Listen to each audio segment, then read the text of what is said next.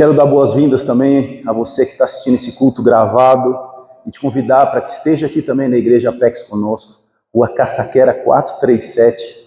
Hoje o nosso tema é Pai Nosso. A gente continua na série Sucesso na Vida e hoje a gente vai falar sobre quem é o Senhor. Fala, Júnior, mas isso a gente já sabe. Será que a gente já sabe mesmo? Então o Espírito tem me incomodado já há um bom tempo e eu, o pastor Douglas, a gente vem orando. E está no meu coração trazer essa mensagem para vocês essa manhã. Eu tenho buscado muito saber cada vez mais quem é Deus. E Deus, ao longo da história, a revelação de Deus ela é progressiva. Se você pegar desde Gênesis até o final, até Apocalipse, você vai perceber que Deus foi se revelando de maneira progressiva, Mas antes da gente entrar nesse tema, por que eu acho que a gente tem que falar sobre isso? Por que a gente tem que conhecer mais profundamente Deus, quem Ele é, como Ele se revela, como Ele se apresenta, como Ele fala através das Escrituras? Porque a gente vive um tempo, queridos, não sei se vocês percebem, acho que todos estão percebendo, a gente vive tempos difíceis. A gente vive tempos bem complexos, em todas as áreas da nossa vida, seja na área social, seja na área financeira, seja na área econômica, seja na área política. A gente vive tempos bem complexos e está tendo que ser explicado o óbvio. O óbvio, vocês já perceberam? Que o óbvio não é mais óbvio, As coisas estão ficando meia malucas. Mas a Bíblia diz que seria assim, Mas por que é importante a gente falar sobre isso? Porque nós temos que tomar cuidado para que nós também não sejamos enredados por um monte de coisas a respeito do que está acontecendo no mundo e do que está sendo falado no mundo, sendo pregado. Vocês percebem que tem muita informação hoje em dia? Muita. Nós somos bombardeados por muita informação a cada minuto, a cada dia. É difícil acontecer alguma coisa no mundo que se você estiver em qualquer rede social, um minuto depois você já não esteja sabendo o que está acontecendo. Estourou não sei o que, não sei aonde.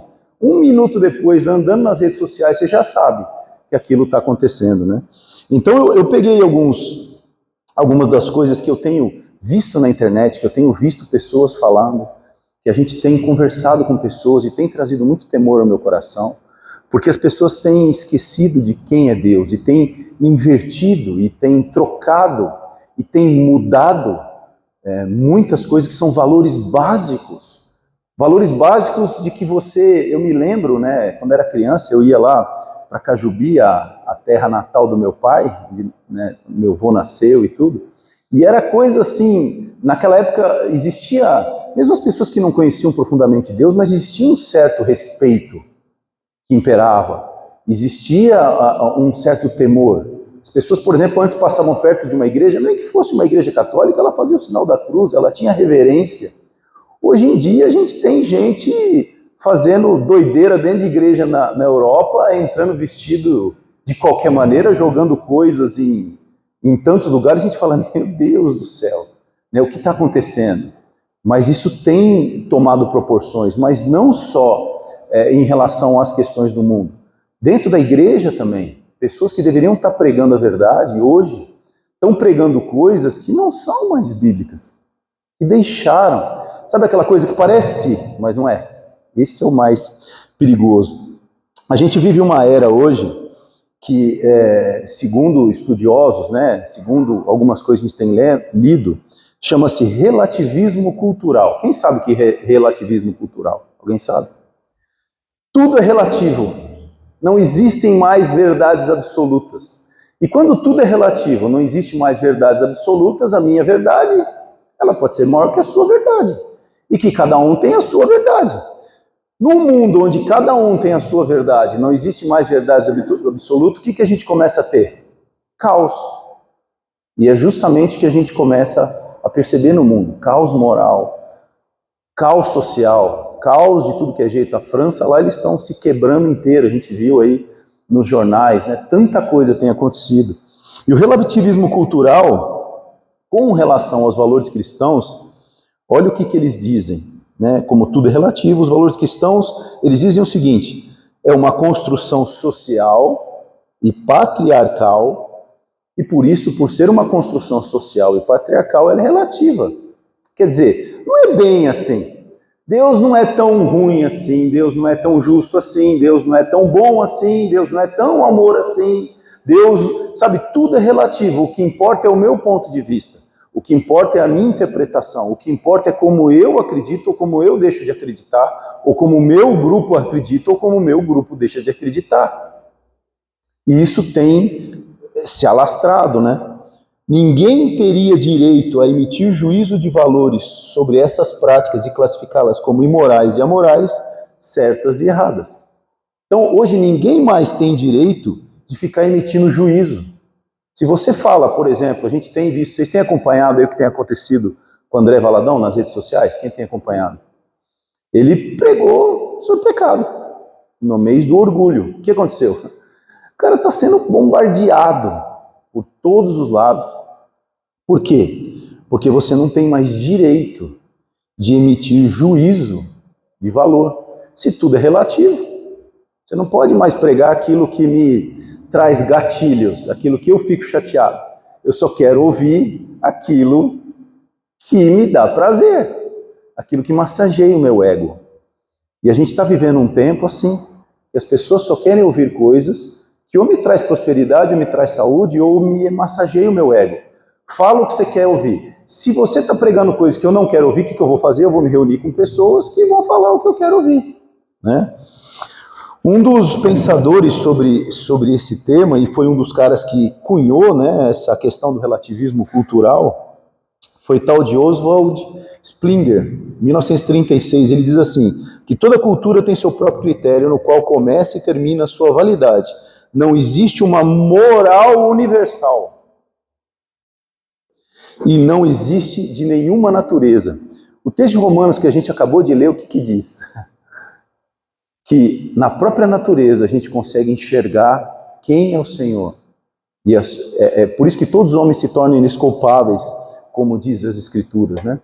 Olha outras coisas aqui que a gente tem ouvido.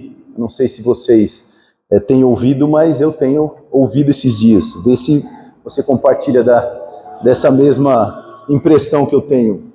Ouvido muito o seguinte: Deus só é amor. Você pode tudo, o amor pode tudo. Seu amor pode tudo.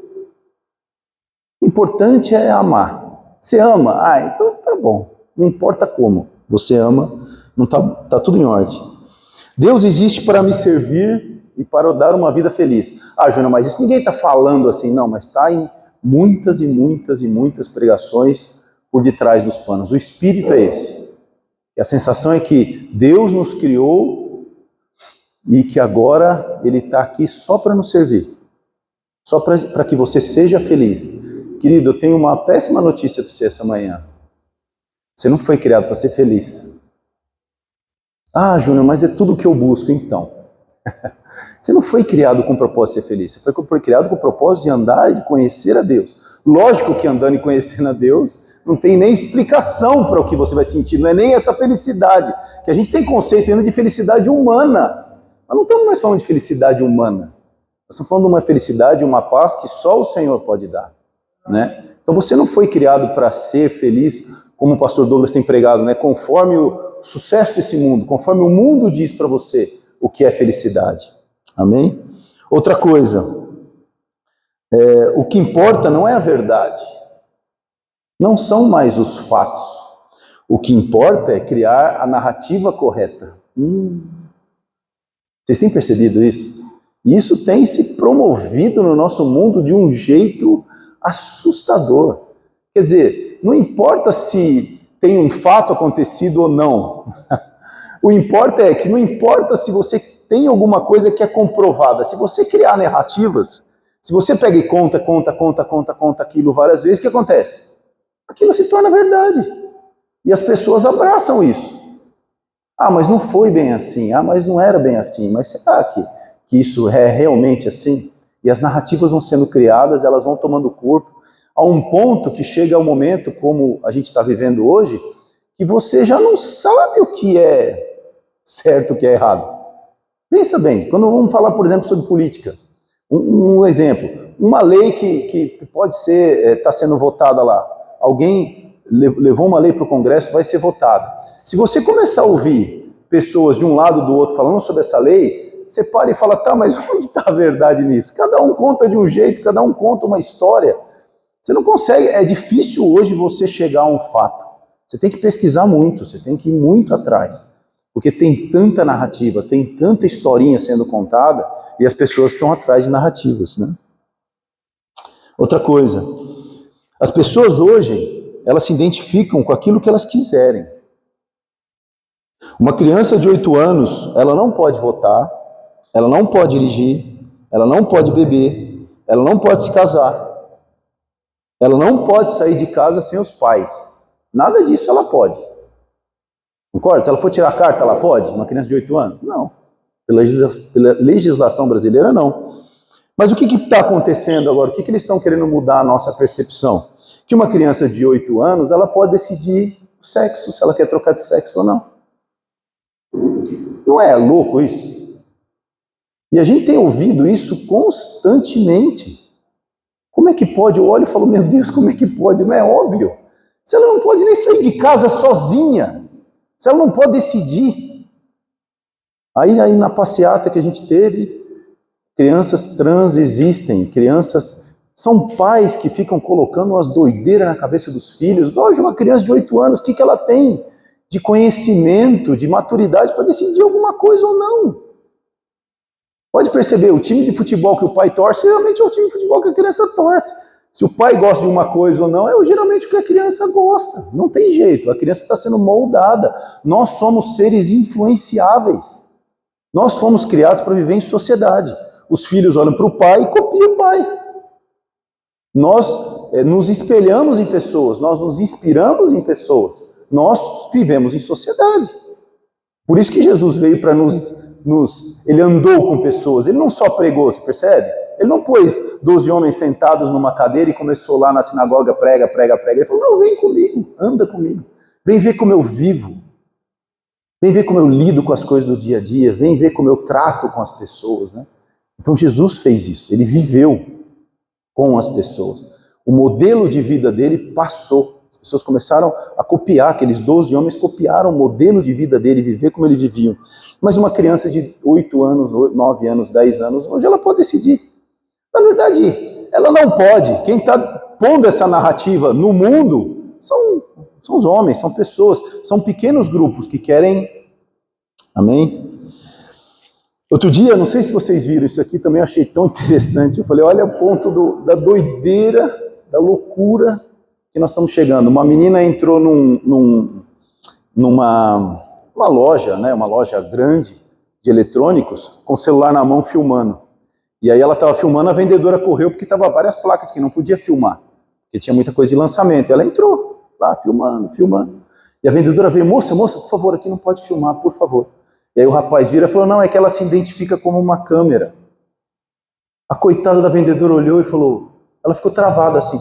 Falei, meu Deus, como é que pode? A vendedora ficou sem reação. Por quê? Porque isso já está uma narrativa tão grande que ela ficou com medo de confrontar a moça. Falou, não pode mesmo, não importa se você se identifica com câmera, com tripé, o problema é seu, desliga essa câmera aqui, não pode filmar. É uma regra. Eu não quero que você filme. E a vendedora travou e ficou assim, ó. Ela se identifica como uma câmera? Ah, então tá bom. Eu falei, meu Deus do céu! Olha que doideira social que a gente está entrando. Como as pessoas estão perdendo a noção das coisas, né? Os jovens, nossos jovens sofrendo pressões gigantescas nas redes sociais para a sua identidade. Então, pais, vocês que estão aqui, cuidado com a identidade. Tome muito cuidado com a identidade dos seus filhos. Preste atenção no que ele está vendo, no que ele não está vendo. A pressão está gigantesca na cabecinha deles. O óbvio deixou de ser óbvio, né? As mulheres, essa frase também eu peguei do que estava escrito outro dia num site. As mulheres têm que ser protegidas, valorizadas, empoderadas, mas desde que essa mulher não esteja no ventre de uma mulher feminista. Né? Toda mulher hoje tem que ser empoderada, ela pode fazer tudo aquilo que um homem pode fazer, mas ela só não pode estar no ventre de uma mulher feminista, porque senão a mulher feminista tem direito, né, de abortar. Tudo isso a gente está vivendo, meus irmãos. Pedofilia, outro dia na Globo News, sendo tratada como doença, uma matéria gigante de três episódios. Quase eles falaram assim, coitadinho do velhinho que quer ficar com a criança de 10 anos, coitado. Ele tem um distúrbio que precisa ser satisfeito. Olha a narrativa. Aquilo que há alguns anos atrás, 10, 12, 15 anos atrás, falava pedofilia, todo mundo, opa, isso eu sei o que é. Isso é. Além de ser pecado, isso é crime. O cara tem que ir preso. Ah, ele tem que ser tratado? Não, ele tem que ser preso. Isso é crime.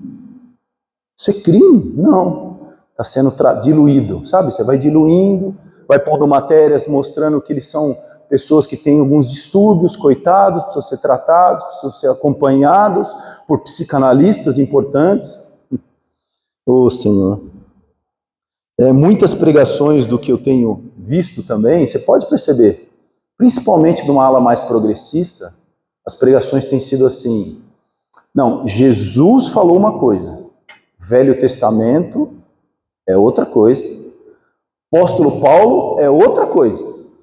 Jesus falou coisas que o apóstolo Paulo falou que não tinha nada a ver com o Velho Testamento, que era muito patriarcal, e não tem nada a ver com o que Paulo fala. Já perceberam? Quem já ouviu isso aqui em alguma pregação? Você tem percebido? Essa coisa sutil que tem entrado nas ministrações, essa coisa sutil que tem entrado no nosso meio, que as pessoas têm falado, eles têm tentado separar, como se Jesus não tivesse reafirmado, né, como se Jesus não tivesse cumprido todas as leis do Velho Testamento nele, como se ele não tivesse realmente afirmado e feito tudo aquilo que ele veio para fazer, e ainda mais, né, porque as Escrituras dizem, quando Jesus falou sobre divórcio, ele falou, sobre adultério, desculpa, quando Jesus falou sobre adultério, ele falou, a lei diz, né, você não adulterará, eu te digo, se você tiver uma intenção no seu coração de adultério, você já adulterou. Jesus passou de algo que era a atitude, né, do adultério, o toque, a atitude de adultério, para algo interno. Não é mais a atitude só. Não é você cometer o pecado você já comete antes. Você comete na intenção do seu coração, daquele que lê as intenções do coração, que é o nosso Deus. As pessoas estão querendo hoje viver uma vida como se fosse sem limites, sem regras morais, e é como se estivesse no meio do oceano sem bússola. Elas são livres de verdade ou elas estão completamente perdidas? Né? Então, eu trouxe só algumas coisas que tem me chocado nesses dias, meus irmãos, e a gente precisa ficar chocado, sim. A gente precisa ficar chocado para orar, a gente precisa ficar chocado para como igreja, e o Senhor vai levantar pessoas, o Senhor vai levantar a igreja, o Senhor vai levantar instrumentos dele, para que a verdade dele seja promulgada, e ao mesmo tempo que o pecado tem abundado, a graça do Senhor vai superabundar, e nós vamos viver também uma era que a igreja vai crescer absurdamente, mas nós temos que estar preparados para isso, nós temos que estar atentos a isso. Jesus falou, vocês têm que ser como uma serpente, vocês têm que olhar tudo o que está acontecendo, vocês têm que entender o que está acontecendo à sua volta, para que você possa se preparar, para que você possa responder, para que você possa ministrar, para que você possa trazer a verdade. Então é por isso que a gente vai falar um pouquinho sobre como Deus, ao longo da história, foi se revelando a nós, né? Foi se mostrando a nós. Não precisa abrir, mas em Oséias 4:6 diz assim, o meu povo foi destruído porque lhe faltou conhecimento, porque tu rejeitaste o conhecimento, eu também te rejeitei, para que não seja sacerdócio diante de mim. Em Oséias diz, né, o Senhor dizendo, me conheçam. O conhecimento da palavra é o conhecimento de Deus, me conheçam. 1 Coríntios 15:34 diz assim, vigiai, justamente não pequeis, porque alguns ainda não têm o conhecimento de Deus. Digo isso para vergonha vossa. Né? Apóstolo Paulo dizendo, lá para a igreja de Coríntios, tem alguns de vocês que ainda não conhecem a Deus, que precisam conhecer, que precisam se arraigar mais profundamente em quem é o Senhor, no que Ele faz e no que Ele como ele se apresenta e como ele se mostra a nós. Aí nós lemos o texto de Romanos, né, que a Bíblia diz que na natureza a gente consegue enxergar todos os atributos de Deus e que o pecado começa justamente pelo fato da gente não dar a Deus aquilo que é atributo dele. Vamos abrir Gênesis 1. Gênesis 1, no verso 1 mesmo. Gênesis 1, verso 1. Primeiro texto da Bíblia. Gênesis 1 é fácil, né? Gênesis 1 é só ir lá para o comecinho. Primeiro texto das Escrituras. Gênesis 1, 1. Amém? Acharam? Diz assim: no princípio criou Deus céus e terra. Tem alguma outra versão diferente disso? Não, né? Acho que é isso mesmo de todo mundo. No princípio criou Deus céus e terra. Primeiro, Deus é eterno. No princípio não havia nada, mas já havia o Senhor. Eu já ouvi outro dia também, mas quem, os dois, aquele filósofo carnal e outros perguntando para ele, mas quem criou Deus? Deus é incriável. Deus é Deus de eternidade em eternidade. Ninguém criou o Senhor. Deus é eterno. Eterno é eterno. Ele é incriável, ele se sustenta em si mesmo. Ele não precisa de nada e nem de ninguém. E ele criou todas as coisas pelo poder da sua palavra. Deus é eterno. Segundo, Gênesis 1 a 3 e depois 1 a 26. Não precisa abrir, mas já está junto aí, né? E disse Deus: haja luz. E houve luz. Segundo, Deus é criador.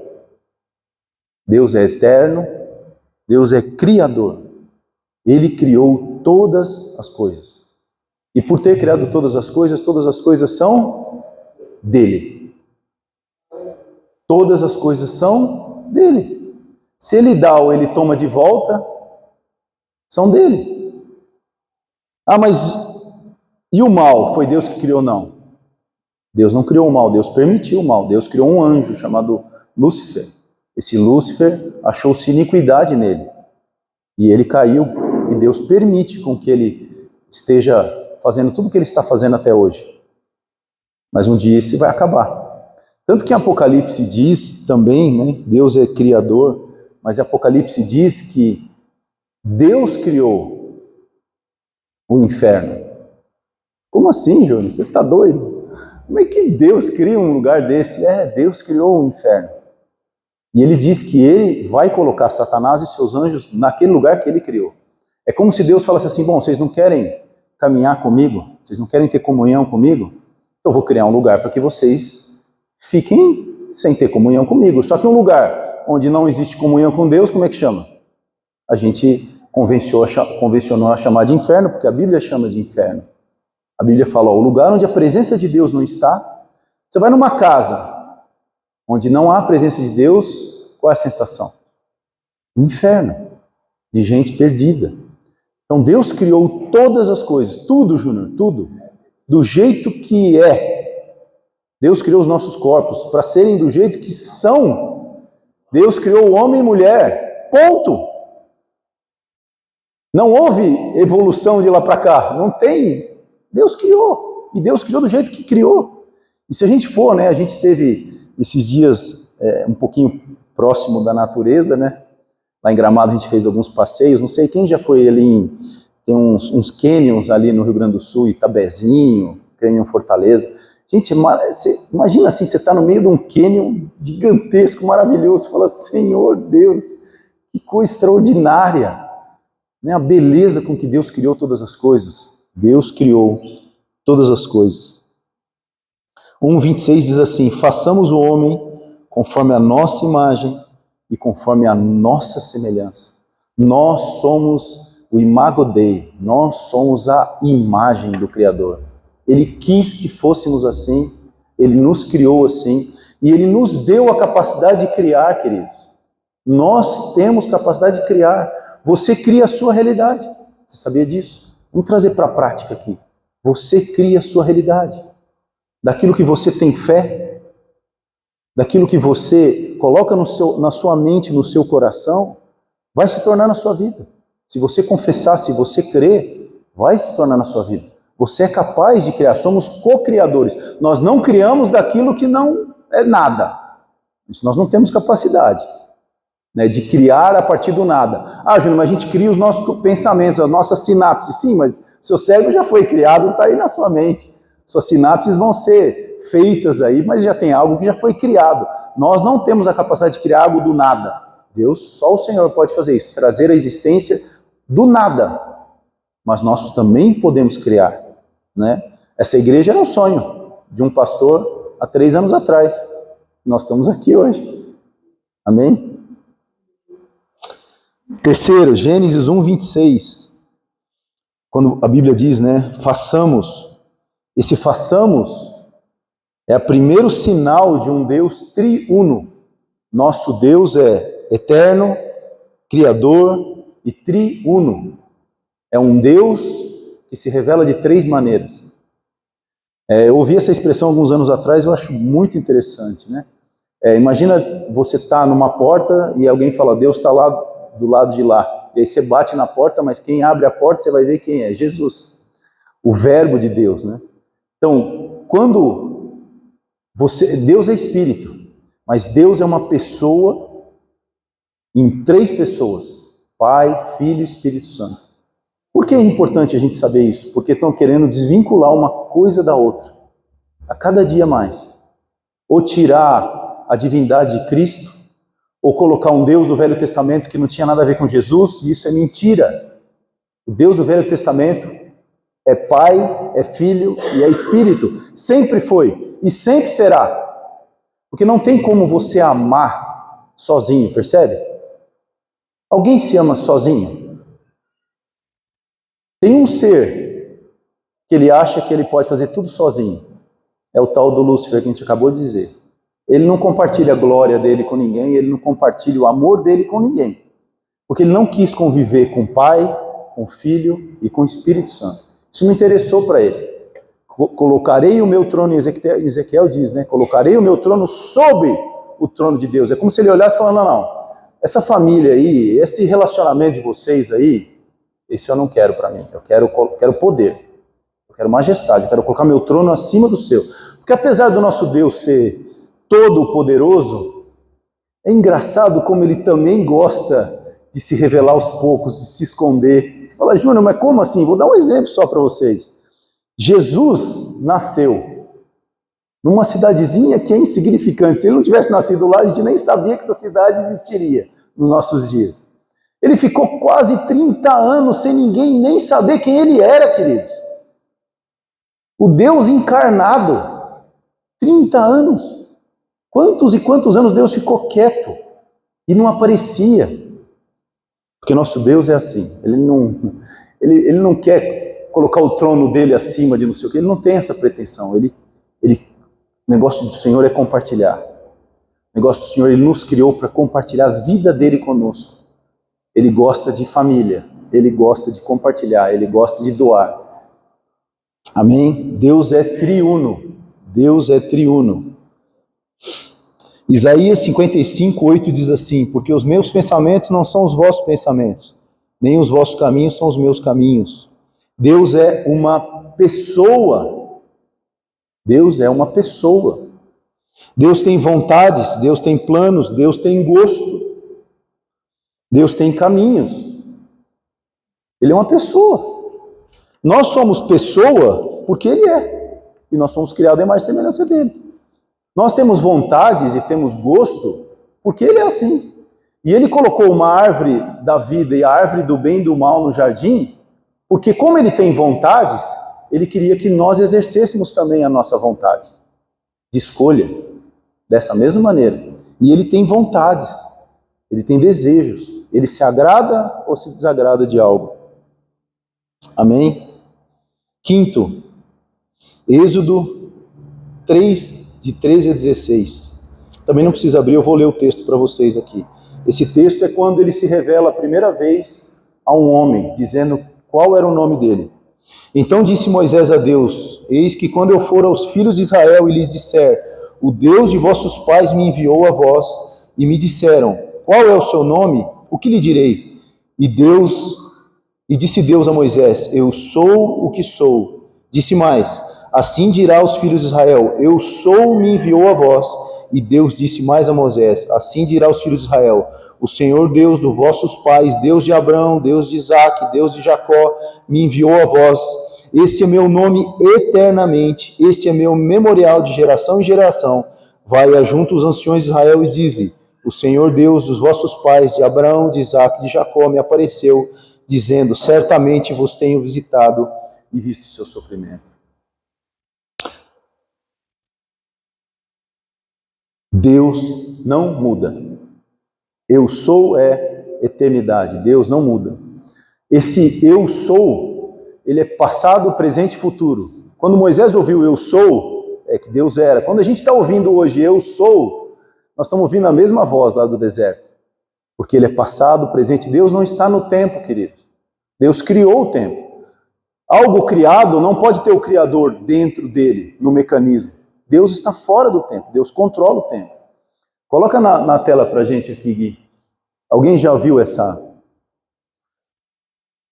Esse é o nome de Deus em hebraico. O eu sou é isso aqui. Eu sou o que sou. Não tem muito tradução. Na verdade é Javé. O judeu lê Javé. Eu sou o que sou. Ela não tem vogais, né? Só consoantes. Mas esse é o nome de Deus, quando ele se apresenta a Moisés. Depois fala, mas Júnior, por que foi depois surgiu a palavra Jeová? Porque pegaram Adonai, que quer dizer Senhor, e usaram as vogais para colocar no meio do texto de Javé, né, na verdade, essa inscrição em hebraico. E aí, lá por 1500, começou-se a chamar Deus de Jeová. Mas, na verdade, a tradução é como se fosse Javé, a gente dizendo Javé. O que quer dizer isso? Eu sou. Esse é o eu sou. Então Deus não muda. Deus ele está fora do tempo. Amém? Sexto, 3 atributos de Deus. Deus é onipresente, onipotente e onisciente. São 3 atributos que só Deus tem. Deus é onipresente, ele está em todos os lugares. Da Terra, não. Das galáxias, do universo. Deus está em todos os lugares. Deus é onipotente, ele tem todo o poder. E Deus é onipresente e onisciente. Isso quer dizer o quê? Que por mais que queiram falar algumas coisas, nenhum outro ser que foi criado, porque a não ser o Senhor que não foi criado, todos os seres, eles estão presos a essas 3 temáticas. Nós não temos todo o poder, nós não sabemos de tudo, e nós não podemos estar em todos os lugares ao mesmo tempo. Agora, na prática, por que a gente tenta, gente? Você fala, como assim, Júnior? Como assim a gente tenta? Quantas vezes a gente está aqui, mas nosso pensamento está não sei aonde lá? Ou a gente está com uma pessoa, mas está pensando na conta que tem que pagar, na semana o que tem que fazer. A gente está tentando muitas vezes ser onipresente, está em vários lugares ao mesmo tempo. Ou fica antecipando o passado, antecipando o futuro. Você já percebeu que quando você fica antecipando muito o futuro, você fica muito ansioso? Porque você não tem capacidade de ser Deus, querido. Então deixa isso para quem sabe fazer, não para nós. Né? Quando a gente fica querendo controlar tudo, controlar o filho que está tomando banho, não sei quem não está lá, você quer controlar a empresa, você quer controlar tudo. Você está tentando ser o quê? Onipotente. E muitas vezes a gente quer saber de tudo o que está acontecendo. Então deixa Deus ser Deus. Nenhum outro ser no universo pode ser assim. Nem Satanás pode estar em todos os lugares ao mesmo tempo. É fato, só o Senhor pode. Deus e Satanás. Satanás é o contrário de Deus. Não, Deus não tem opositores. Satanás é um anjo caído. E contra ele tem outros anjos. E a Bíblia diz isso claramente. Gabriel, Miguel, várias vezes Gabriel e Miguel se debateram contra Satanás. Mas Deus, toda vez que Satanás chega lá, ele presta continência. Ele não pode fazer nada. É uma luta desigual. É uma luta desigual. Não tem o que fazer. Ninguém é como o Senhor. Então tenha bem claro isso. Não existe o yin e o yang. Essa historinha de yin e yang não cola. trevas e luz. Não. A trevas é só a existência de... a não presença de luz. Não existe negro absoluto, escuro absoluto. Sabia que o escuro absoluto não pode ser estudado? Ele não pode ser estudado, não tem como você medir. Algo muito escuro não tem como medir. Mas quando você joga luz, tudo que é escuro desaparece. Foi o Senhor que escolheu não estar. Então, quando a luz não está, mas quando ele escolhe estar, não tem o que pode ser feito. Apocalipse 4:1. Digno é, Senhor, de receber glória, honra, poder, porque tu criaste todas as coisas e a tua vontade pelo qual elas foram criadas. Deus é o único digno de adoração. Nenhum ser no universo, nenhum, queridos, nenhum ser no universo aguenta ser adorado. Já percebeu isso? Pode pegar os grandes cantores do mundo. Olha como normalmente termina a carreira deles. Não é verdade? A carreira do cara termina, o cara bagaçado. Elvis Presley, a Marilyn Monroe. Quem a gente for pegando, vai pôr no Michael Jackson, vai pôr na lista aí, quem se quiser, vamos pôr todos. Ah, mas é só uma música, as pessoas não estão adorando ele, estão batendo palma. Aham, eu sei, não estão não. Percebe? Mas muitas vezes a gente quer ter o ego massageado, a gente quer receber aplausos. Quantas vezes a gente faz coisa para ser reconhecido? Quantas e quantas e quantas vezes a gente quer ser aplaudido, a gente quer ser reconhecido, a gente quer ser exaltado. Mas você percebe que a gente não dá conta? Mesmo grandes pastores aí que já passaram pelo mundo, quando eles se acharam, Jim Swaggart mesmo, o senhor lembra, pastores? Eu lembro, eu era criança, Jim Swaggart. Ele tinha um ministério na época dos anos 80 que era gigantesco. Tinha sedes nos Estados Unidos. Até um dia, conta a história, que ele chegou na Argentina, na frente de um estádio de futebol, e ele falou assim, Deus precisa do meu ministério. Alguns meses depois, ele traiu a esposa com a secretária dele, e o ministério do cara virou nada. Deus é o único que é digno de adoração. E por quê? Você já perguntou sobre isso? Primeiro, vira para a pessoa do seu lado e fala, seu Deus é o único digno de adoração. É o único. Ele é o único. Mas já percebeu por quê? Porque Deus não muda. Ele pode ser adorado, ele não vai estufar o peito e falar, eu sou o cara. Ele não tem essa... Jesus não fez isso. Ele tinha todo o poder. E dando uma chicoteada nele, ele podia acabar com aqueles caras assim, ó, na hora. Mas não. É a característica do nosso Deus. Deus foi se revelando, ele se revelou para um homem, para uma família, para uma nação, depois revelou o seu Filho, que foi a revelação dele para o mundo. Em Apocalipse, cada vez mais, ele vai vir buscar a sua igreja, e um dia nós o veremos face a face. É a progressão da revelação de Deus. Deus é o único digno de adoração. Timóteo 6 diz assim, ele é bendito, o único soberano, Rei dos reis, Senhor dos senhores, o único que é imortal e habita numa luz inacessível, a quem ninguém viu, nem pode ver, a ele seja a honra, o poder e a glória para sempre. Deus é soberano. Soberano sobre todas as coisas. Sobre todas as coisas. Se ele quiser tirar a vida de todos os seres humanos hoje, ele vai ser mal por causa disso? É dele. Ele é soberano. Ele pode fazer o que ele quiser fazer. A gente sabe que ele é um Deus amoroso, que cuida dos seus filhos, mas ele pode fazer. Ele pode fazer. Ele pode julgar, ele pode fazer. Porque ele conhece todos os corações, ele conhece todas as histórias em todo o tempo todo. Isaías 57:15 diz assim, porque assim diz o alto e sublime, que habita na eternidade, cujo nome é santo, num alto e santo lugar habito, como também o contrito e abatido de espírito. Isaías 57:16. Deus é santo. Deus é santo. Santo. Santidade de Deus, ela é incomparável. A gente não consegue mensurar, viu, queridos? Não consegue mensurar. Muitas das coisas de valor que a gente tem, ou de julgamentos que a gente não entende o tamanho da santidade de Deus. Se ele viesse aqui agora, coitado de nós. Se um pouco da glória dele viesse aqui, nós estaríamos no mínimo de joelhos, pedindo misericórdia para que ele não se aproximasse ainda mais. E a santidade de Deus. Outra coisa com relação à santidade, a gente tem muito essa ideia de santidade, a gente se comparando um com os outros, mas a Bíblia nunca trouxe essa ideia de santidade. Ah, mas espera aí, eu não faço aquilo que o outro faz. Ah, mas eu sou mais não sei o quê. Ah, mas o outro teve esposa, casou, separou 500 vezes. Eu não. O outro roubou, eu nunca roubei nada. O outro... A gente julga essas coisas pela nossa sociedade, pelo que nós somos. Mas a Bíblia não manda a gente fazer isso. A Bíblia manda a gente se comparar em relação à santidade com o Senhor. Sede santo, por quê? Porque eu sou santo. Você será santo quando o Espírito Santo habitar em você. De outro modo, não tem jeito, é impossível para você e para mim sermos santos. Deus é santo. Salmos 7:1 diz assim: Deus é um juiz justo, um Deus que se ira todos os dias. Alguém tem outra versão aí diferente? Vê aí, que essa aqui é NVI.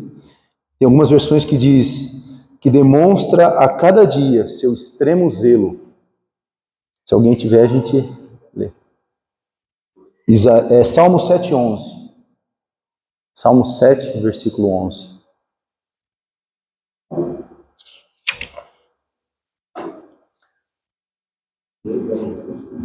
Justo juiz, né?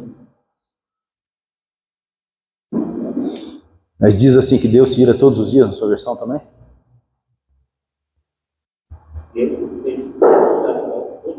Sente indignação todos os dias. Deus se ira com o pecado todos os dias. Deus é um Deus zeloso. Deus é o único que é o único juiz justo. Deus é um justo juiz. Não tem como nós julgarmos. O nosso julgamento, queridos, sempre vai ser imparcial. Sempre vai ser. A gente sempre vai ser parcial, não imparcial. Né? A gente sempre vai ser parcial. A gente não tem todos os dados para julgar, nem a nós mesmos. A Bíblia diz, a Bíblia nos manda a nós julgarmos a nós mesmos. Se a gente parar para pensar, as intenções do nosso coração, tantas coisas que passam, mas Deus é o único juiz. Deus é o único que realmente consegue julgar todas as intenções, porque Ele conhece todas as intenções de todas as histórias de todas as pessoas. Amém? Alguns títulos aqui que a Bíblia também traz, para a gente já ir para o nosso final.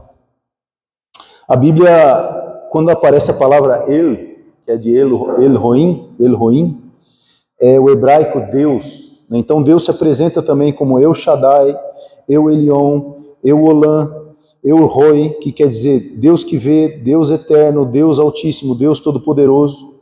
Como a gente falou lá, né, a palavra Jeová, que é a partir do Javé, né, que veio a partir do século 1500. Nós temos na Bíblia também Jeová Rafá, que é Deus que sara, Jeová Nissi, que é Deus, é minha bandeira, Jeová Tsedekenu, que é o Senhor, é nossa justiça, Jeová Shammah, Jeová Shalom, que é Deus de paz. Todas as maneiras como qual Deus foi se apresentando no Velho Testamento.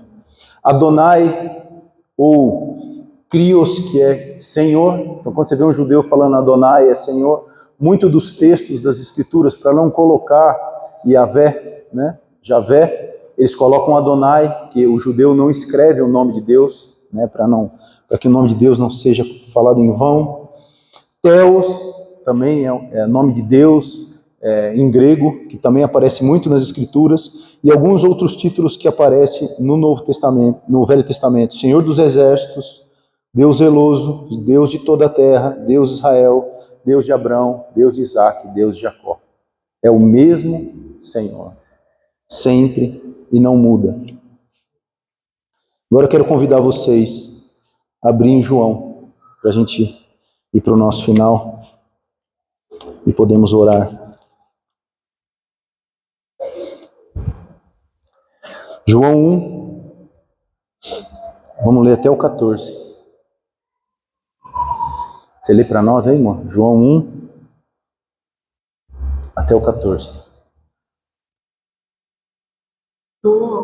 Do 1 ao 14. No princípio era aquele que é a palavra. Ele estava com Deus e era Deus. Ele estava com Deus no princípio. Todas as coisas foram feitas por intermédio dele. Sem ele, nada do que existe teria sido feito. Nele estava a vida, e esta era a luz dos homens. A luz brilha nas trevas, e as trevas não a derrotaram. Surgiu um homem enviado por Deus, chamado João. Ele veio como testemunha para testificar acerca da luz, a fim de que por meio dele todos os homens cresçam. Ele próprio não era a luz, mas veio como testemunha da luz. Estava chegando ao mundo a verdadeira luz, que ilumina todos os homens. Aquele que é a palavra estava no mundo, e o mundo foi feito por intermédio dele, mas o mundo não o reconheceu. Veio para o que era seu, mas os seus não o receberam. Contudo, aos que o receberam, aos que creram em seu nome, deu-lhes o direito de se tornarem filhos de Deus, os quais não nasceram por descendência natural, nem pela vontade da carne, nem pela vontade de algum homem, mas nasceram de Deus. Aquele que é a palavra tornou-se carne e viveu entre nós. Vimos a sua glória, glória como do unigênito, vindo do Pai, cheio de graça e de verdade. Amém, queridos? Que texto, né? Que revelação que João teve aqui de quem era Jesus, né? O Verbo era o Verbo pelo qual Deus criou todas as coisas. E o Verbo estava com Deus. Então não tem essa história de Velho Testamento, Novo Testamento, isso é diferente daquilo. A Bíblia é como Deus quis que ela seja. E exatamente como o Senhor planejou para que fosse, estivesse em nossas mãos. E o Verbo era Deus. Ele estava no princípio com Deus. Todas as coisas foram criadas por meio dele e são para ele. Amém? E para a gente finalizar, alguns nomes que Jesus foi se revelando. Emanuel foi o primeiro nome que aparece quando se falam sobre Jesus, que quer dizer Deus conosco. Maravilhoso Conselheiro, Deus poderoso, Pai da eternidade, Príncipe da paz. Em João diz que Jesus é a palavra, o Cordeiro de Deus. Em Timóteo diz, ele é o Rei dos reis, o Senhor dos senhores. Em Efésios diz que ele é amado. Em João diz que ele é a luz do mundo. E sempre que Jesus falava isso, ele trazia para a prática, ele falava, eu sou Yahvé. Eu sou Yahvé, o pão da vida. Eu sou a luz do mundo. Eu sou a porta. Eu sou, João 14,6, o caminho, a verdade e a vida. Eu sou o bom pastor. Eu sou a brilhante estrela da manhã. Eu sou o Messias, que quer dizer Cristo. Eu sou o Alfa e o Ômega. Eu sou o amor. Eu sou o... Em Efésios, Jesus se referiu ao Pai. E em Mateus 6,19, Jesus revelou o Pai pela primeira vez para a humanidade como Pai Nosso. Como Pai Nosso. Ele é o Pai de todos? Não. Como a gente leu nesse texto de João. Veio para que eram seus, mas os seus não receberam. Porém, todos aqueles que o receberam, esses são feitos filhos. Ele os adota como filhos. Então, quem é o nosso Deus? A última revelação que nós tivemos das Escrituras. A gente foi andando pelas Escrituras, vendo quem era o Senhor. Jesus revelou que Ele era quem? Nosso Pai, o nosso Criador. Amém, queridos? Quero convidar vocês a levantarem.